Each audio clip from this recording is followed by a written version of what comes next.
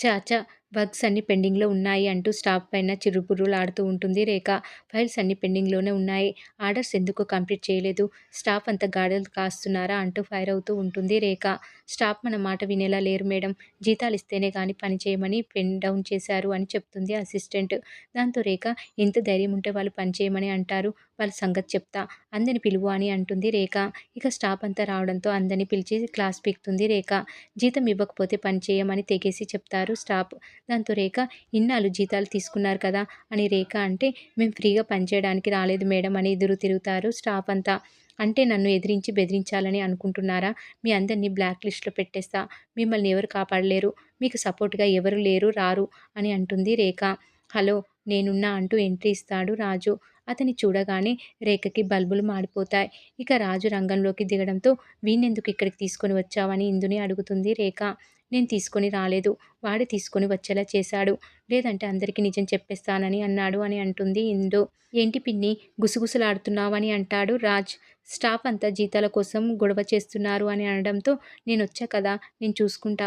ఇక నుంచి టైం మారుద్ది. టైమ్ టేబుల్ మారుద్ది. రూల్ మారుద్ది. రూలింగ్ మారుద్ది.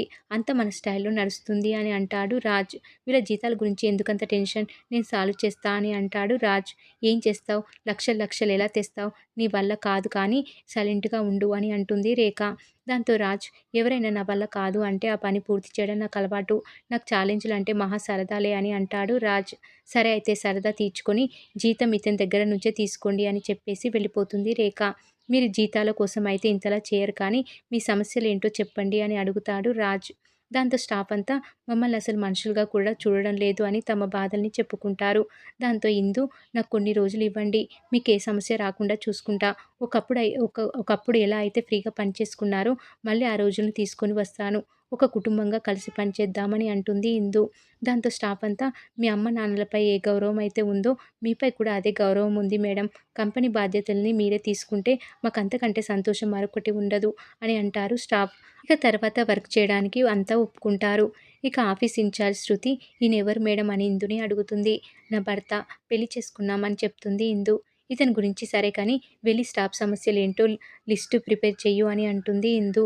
ఈ కంపెనీ టర్నోవర్ ఎంత ఉంటుంది అని రాజ్ అడిగితే 200,00,00,000 అని చెప్తుంది శృతి. దెబ్బకి నోరెళ్ళ పెడతాడు రాజ్.